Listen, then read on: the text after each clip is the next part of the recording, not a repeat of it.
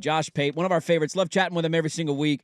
You can catch him live on YouTube every Sunday, Tuesday, Thursday, 5 o'clock our time. The Josh Pate College Football Show at Josh Pate CFB on Twitter. Go give him a follow and check the podcast wherever you get your podcast. Portland, Oregon got a shout-out on the show last night. Yeah, it did. So did Lacey Washington. Lacey Washington, look at that, just booming in the Northwest. Love to hear it. Josh, I would like to start with an apology. I have to admit, I questioned Columbia, South Carolina as the destination last week. I questioned it. I wondered why, of all the places, not a great slate, why of all the places where you going to go? And I am going to start the interview with an apology. You were right. I was wrong. Awesome call. That game was chaos, craziness, everything that we love about the sport of college football, so kudos to you.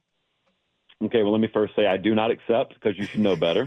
So live and learn. Okay. And now this automatically means that since we're going to Norman this Saturday night, forget about what everyone says. Forget about how orange drunk people are off watching Tennessee so far. Somehow, some way, Oklahoma's got this a one-possession game midway through the fourth quarter. It doesn't even matter how it happens. I'm not even interested with how it happened. It's just got to happen. It's got to happen. Well, so I saw that you're going to Norman. You've never been to, at least on the tour, you've never been to a game in Norman, Oklahoma. I do want to get to that game, but I'm curious to ask you because you have been in Oklahoma many a times, and I don't know if I've ever heard you answer this. You chased tornadoes in the offseason. How did that happen? And how did that start? And am I crazy for wanting to see a tornado in person? Depends on what you're made of. 99% of people would be crazy. Okay. I have had two instances when we've been storm chasing where I've had a friend who says, I just want to tag along. I had one instance, we were actually down in central Georgia, nighttime, nocturnal chasing, which normally means something much different than it means in the weather community. And so we are on a 13th Street viaduct in Columbus, Georgia. There is what ended up being an EF2 tornado moving south-southwest and north-northeast, coming over the Chattahoochee River towards us. The guy who claimed he wanted to go see a tornado is in the passenger seat freaking out. Yeah. It is too late for us to go anywhere. He said, we got to go somewhere. I said, we are where we were going to go. This is where we're trying to get. And so from that night on, I swore I have got to more thoroughly vet these people. So I would have to put you through a lengthy, virtual reality process to see how you handle it. But yeah, I've loved atmospheric science since I was a kid. It's what I'd do if I didn't do college football. And so it's perfect because my schedule is in the fall, it's taking up college football, which means the spring is a little more maneuverable. And several times this year already in the spring, several times we were in Oklahoma, went to Kansas, had a chase in Illinois, Iowa. So yeah, I'm all over the place in the spring. Well, I grew up in Portland, and so we're not as familiar with tornadoes and twisters, but having watched Twister a million times, more than I can count with Bill Paxton and Helen Hunt, I do wish you would have turned to your friend in the back seat and just leaned in and said, we're in the suck zone, and just really made him nervous. Well, what's fun is not doing that to friends. What's fun is doing that to random people at gas stations in Oklahoma. That's what's really fun. That can mean every different thing. I mean, there might be a whole other conversation there on what that means. But college football slate is good. It's decent this week, and there's some good games. You're going to Norman. I'm excited for that one. It pains me to say this because, in the gambling world, you don't want to agree with everybody. I agreed with your Michigan USC stuff, and we'll get to that. The Clemson Florida State ACC news came out. We have Oregon State, Washington State fans up here. Cougs are riding high after beating the Huskies. Everybody's holding out hope, the best optimism possible. The ACC crumbling could mean a great deal for the Pac-12. What are we to make of this Clemson-Florida State development with the ACC? Do you think they ultimately will reach an agreement and stay as a conference dropping this lawsuit? Well, what's weird is, as I read it, and granted I did not read the whole thing, but as I read it, broad strokes, it seems like what they proposed before they got into this mess. Because I distinctly recall a couple of them, namely Clemson and Florida State, saying, if you'll just pay us more than everyone else gets, we won't have to go anywhere. And then they said no. And then they said, well, we're going somewhere. And then it got entangled. And now someone's come and said, hey, I got an idea. Why don't we just pay you more than everyone else so you can stay? And they're like, oh, that's interesting. So that's the dumbed-down version that lawyers don't want you to realize, so they're worth their time. But that's the dumbed-down version of what's going on here. And I know it's dumbed down because even I can understand it. And I would guess, since they've circled all the way back around to that they will find some kind of mutual conclusion here that at least suits everyone. But I've always wondered, like, if you're Wake Forest, if you're Boston College, What leverage do you really have at the end of the day? The only thing you have is that grant of rights. That's the only thing standing between you and irrelevance, because all the big boys would leave you. So even though technically in the moment you've got a piece of paper that binds them, a motivated party, especially with private equity entering the equation, was going to find a way to get out eventually. So it is in your best interest, even though you technically don't have to do it right now, to go ahead and do something like that. Yeah, I mean, we were left wondering last night, like, if the Pac-12 would have done this 5 years ago with their big dogs in the conference before they wanted to leave, would we still be in existence as the original Pac-12? And maybe it would still exist. Josh Pate is our guest. Josh Pate, CFB on Twitter. Go follow him Sunday, Tuesday, Thursday, live show on YouTube, 5 o'clock our time, and check the podcast wherever you get your podcasts. On that note, did have a Beaver fan, mention in the last segment, like, hey, can you guys throw a question on Oregon State at Josh? A lot of these national shows will talk about big games and big matchups and all big teams, but we don't hear a lot of conversation on Oregon State and Washington State, some of the smaller schools. And I know last week we had you on Wednesday, and I think the news broke on the Pac-12 going and getting Mountain West schools later that night or sometime Thursday, because I know you talked about it on the show last week. But just for our Beaver and Cougar fans, like, what did you make of that move, and what's the next viable step for them, especially now knowing there's a pretty decent chance maybe that the ACC sticks together? Well, that was a Ross Dellinger report, and I'm sitting there reading it, and then I'm obviously being familiar with how they have to have at least 8 teams. And I saw him talking about how tangled it was that they can't just go add UNLV. So we were in a production meeting, and we're sitting around a table saying, man, what does this mean? What does this mean? I said, screw this. I called Dellinger, put him on the speaker, and said, what do you mean by all this? What does it mean? So he lays out he lays out the whole situation, and it's on record, off record stuff. But basically they're going to have to take Nevada if they take UNLV as it stands now, and I don't think anyone wants anything to do with Nevada for whatever reason. So I don't know. I think there are some viable brands out there. Here's what you have to shake from your mind, okay? You can't be thinking, who can we go get that makes us equal to what we used to be or equal to the Big Ten or the SEC. You're not going to be that overnight. You may just not be that. Just put your blinders on, focus on creating the most sustainable and viable path forward. I would value regionality, but I know that out west it's a little harder to do than in the Midwest or the South, because there aren't as many teams in close proximity. But just run your race and detach yourself from the horrific decision-making of the past that got you where you are, and it'll take care of itself. It will work itself out, not in 12 or 24 or 36 months, but it'll work itself out in the long run. Oregon took care of Oregon State in the Civil War. Didn't feel the same, but they looked mighty good. You talked about on our show and nationally, you've talked about Oregon having a slow start, and there's no preseason in college, and some of these teams need a build-up. Their offensive line played their best game of the year. They kept the same group. What did you make of what you saw from Oregon? Dylan Gabriel was awesome again. What did you make of the Ducks? Yeah, it was very encouraging to see what their offensive line did. And as I told you guys last week, there are some teams like Michigan that struggle early in the year, and it just means they've got a much lower ceiling than in years past or last year.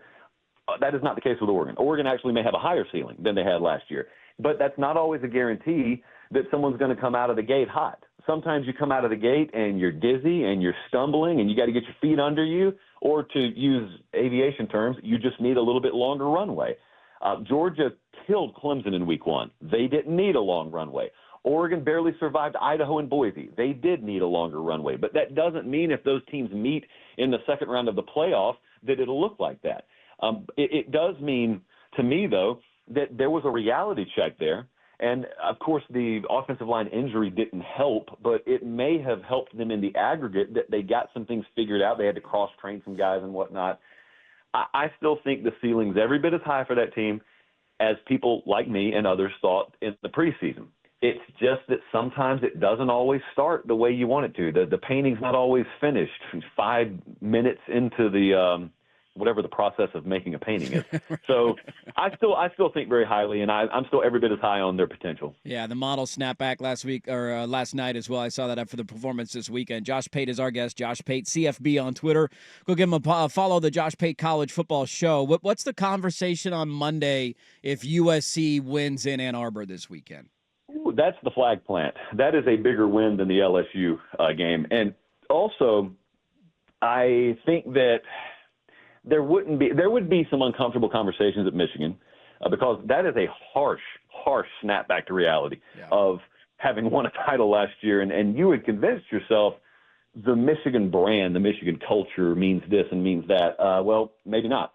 But on the USC side, if they do that, I think it plants a bigger flag and makes a bigger statement because of this. They played LSU in week 1, and it was ultra impressive. But the whole talk going into that was, can USC match the physicality at the line of scrimmage? And they did. The thought was they had accomplished something really big. But I just stood on the sideline in Columbia, South Carolina this past week, guys, and I watched South Carolina run for 240, and I watched South Carolina's defensive line get a hold of LSU big time. And I'm thinking to myself, this LSU team is not great on the line of scrimmage, which doesn't mean USC is not impressive. It just means they may not have faced as stiff a test as we thought they did in week 1. So they are now going into a complete and total rock fight environment this Saturday. And that Michigan team is very much in wounded animal mode. And we know what happens when a desperate team with pretty good players is in wounded animal mode at home in college football. And that's the one I differ on with everyone else. I think Michigan's going to really, really ugly that game up, and I think they're going to find a way to win it, and it will be horrific looking offensively because Orgy is starting for them this week. Yeah. But what it does in a way is it sort of clears the mechanism for them. Like there's no more mirage. There's no more guessing what they are offensively. They are just a run the ball straight at you offense. And USC's got 2 guys total in their defensive line 2 deep that are 300 plus. So they're still a little bit light there. And Michigan will look to expose that. I think it'll be ugly, lower scoring. I think somehow Michigan's going to find a way to win the game. Yeah, I like that pick. You're going to Norman, Oklahoma hosting Tennessee. We got a Josh Heupel returning home game here, and Oklahoma's offense has looked a little clunky. They pulled away super late, almost gave that game to Tulane away. Tennessee's looked all the bit of the hype that people had about what Nico would be. I know you talked about the defense last night on your show, but so far they have just steamrolled their way to the conversation of, are they the best team in college football? They go on the road. How underrated is the Heupel coming home part of this? Because we always assume, oh, he's coming home for revenge, and there's more emotions tied to things like that sometimes than we let on. And what do you think what can Oklahoma do to slow down Tennessee in that offense? Josh Heupel hates a lot of these people, so it is very, very much misunderstood nationally. I had to address this on last night's show actually, because I know this. I mean, I was Heupel in the spring. I'm close to the program. I know he has disdain for the way his exit happens at Oklahoma. But if you don't know that, you think, oh, this will be fun. He'll get his flowers coming home. He wants blood. I mean, they have circled this like it's a Super Bowl. And so there's that factor. But there's the other factor, okay? So Oklahoma has looked bad. Tennessee has looked great. College football, just like I talked about the Michigan USC game, it teaches us the same lessons every year, and people choose to get amnesia. There are factors here that will probably make this a much more competitive game than many think it will be. Tennessee, NC State, that's the only quality competition that they faced all year. They blew them out, hung half 100 on them. And that's how people remember the game. This game was 10-3 near the half.